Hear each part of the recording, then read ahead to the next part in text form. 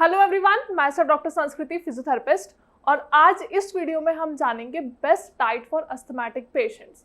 जब भी अस्थमा का जिक्र होता है या फिर हम जब भी अस्थमैटिक पेशेंट्स के कांटेक्ट में आते हैं तो जनरली क्या बात होती है, मेडिसिन कौन सी लेनी चाहिए, एलोपैथिक, आयुर्वेदिक, होम्योपैथिक, या फिर सेकेंड कंसर्न क्या है कि आपको अपना लाइफस्टाइल कैसे चेंज करना चाहिए, या फिर थर्ड इम्पॉर्टेंट कि इनहेलर्स कौन से यूज़ करने हैं और कैसे यूज़ करने हैं। इन सबके बीच में जो एक पॉइंट मिस हो जाता है, जो एक पॉइंट लैक हो जाता है, दैट इज ऑफ डाइट। तो आज इस वीडियो में हम यही जानेंगे कि अस्थमैटिक पेशेंट्स के लिए कौन सी बेस्ट डाइट है, उनको अपनी डाइट में किन बातों का ध्यान रखना है। क्योंकि हम सब मेडिसिन लेते हैं, सब एक्सरसाइजेस करते हैं, सब इधर उधर की बातें सुन के होम रेमेडीज अपनाते भी हैं, लेकिन जहां हम ध्यान नहीं देते वो क्या है, अपने खाने पीने का ध्यान। तो आज इस वीडियो में मैं आपको समझाऊंगी कि अस्थमैटिक पेशेंट्स के लिए बेस्ट डाइट कौन सी है और कब कब उन्हें वो डाइट का सेवन करना है, कैसे लेनी है और किन बातों का स्पेशली ध्यान रखना है। सबसे पहले अगर हम बात करें eat healthy and maintain healthy weight. अब इसमें हम दो बातें समझेंगे, एक तो खाना क्या है, ऊपर से दूसरा पॉइंट आपको वेट कैसे मेंटेन करना है। क्योंकि जब हम बात करते हैं अस्थमैटिक पेशेंट्स की तो साथ में एक कंसर्न और एडअप हो जाता है, दैट इज ओबेसिटी। और ओबेसिटी का रीजन सबसे बड़ा क्या है, लैक ऑफ हेल्दी फूड। हम कुछ भी अनाप शनाप खा लेते हैं, कोई भी प्रिजर्वेटिव्स हम खा लेते हैं, कोई भी एडिशनल्स हम खाते हैं, बाहर का फूड जनरली हम कंज्यूम करते हैं। लेकिन आपके लिए ये ज़्यादा समझना ज़रूरी है कि जितना ज़्यादा आप अपने वेट को मेंटेन रखेंगे उतना ज़्यादा आप अपने अस्थमा के सिम्टम्स के ऊपर कंट्रोल पा सकते हैं।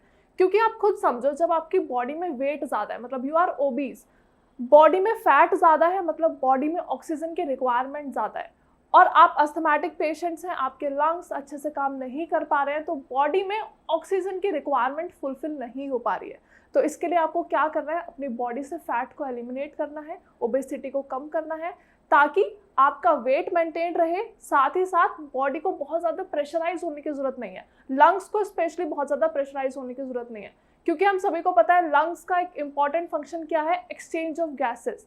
तो जब बॉडी में रिक्वायरमेंट ऑक्सीजन की लिमिटेड होगी तो बॉडी में लंग्स पे इम्पैक्ट, जो प्रेशर लंग्स के ऊपर पड़ रहा है वो भी अल्टीमेटली कम होता चला जाएगा। तो उसके लिए ज़रूरी क्या है, आपको अपना वेट मेंटेन रखना, साथ ही साथ ऐसा खाना ना खाना जिसमें फैट बहुत ज़्यादा हो। Second important point is healthy vegetables as well as fruits. क्योंकि फ्रूट्स एंड वेजिटेबल्स में एंटीऑक्सीडेंट्स पाए जाते हैं जो कि आपके लंग्स की इन्फ्लेमेशन को दूर करते हैं।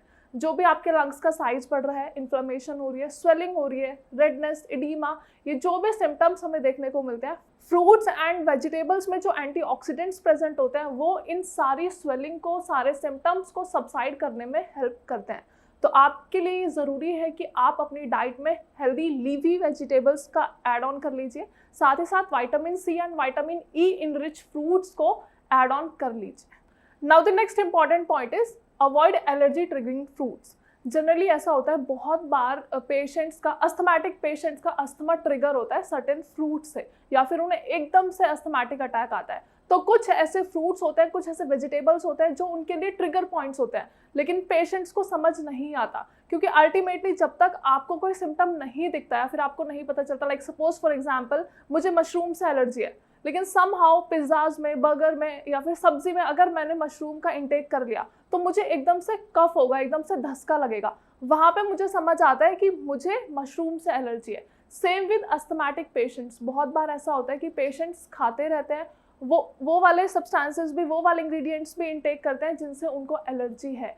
तो आपको इस बात का पर्टिकुलरली ध्यान रखना है, स्पेशली अस्थमा के केसेस में, कि आपको कोई भी ऐसी चीज़ का सेवन नहीं करना है जो आपके लिए ट्रिगर पॉइंट हो, जो आपके अस्थमा को एग्रीवेट कर दे। स्पेशली आपको ऐसे फूड आइटम्स बिल्कुल अवॉइड करने हैं जो बाहर की पैकिंग्स में है, जिसमें एडिशनल्स ऐड है, जिनमें प्रिजर्वेटिव्स ऐड है, साथ ही साथ जो आपके ड्राइड फ्रूट्स हैं, ड्राई फ्रूट्स में भी ऐसे फ्रूट्स जो बहुत ज़्यादा टाइम से आपके घर में रखे हुए हैं, उनका सेवन आपको नहीं करना है, क्योंकि उसमें बहुत ज़्यादा ऐसे केमिकल रिएक्शंस हो चुके होते हैं जो आपके ट्रिगर पॉइंट्स पे इफेक्ट डालते हैं, आपके अस्थमास को बढ़ाते। तो आपको कोई भी एलर्जिक फ्रूट, वेजिटेबल या फिर कोई भी ऐसा ऑर्गेनिक प्रोडक्ट का यूज़ नहीं करना है जिससे आपका अस्थमा ट्रिगर हो।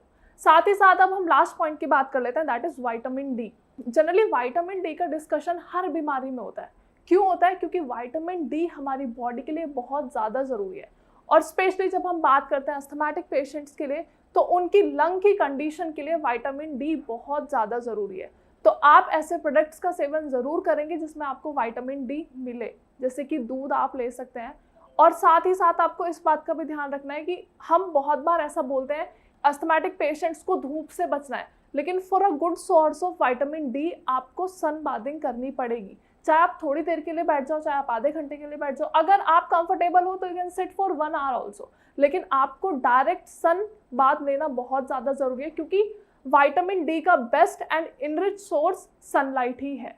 साथ ही साथ आप विटामिन डी के सप्लीमेंट्स भी ले सकते हैं। बहुत सारे टैबलेट्स होते हैं, कैप्सूल्स होते हैं, या फिर सप्लीमेंट्स बेसिकली डॉक्टर्स आपको प्रिस्क्राइब भी करते हैं, तो आप विटामिन डी के सप्लीमेंट्स भी ले सकते हैं। आई होप वीडियो में जो भी बातें मैंने आपको बताई हैं, जो भी पॉइंट्स आपके साथ मैंने शेयर किए हैं, specially regarding diet of asthmatic patients, वो आप सभी को समझ आए होंगे।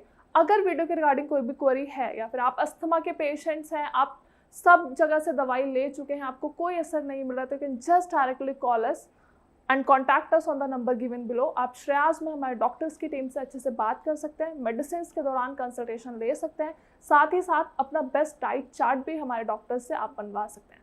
Thank you so much.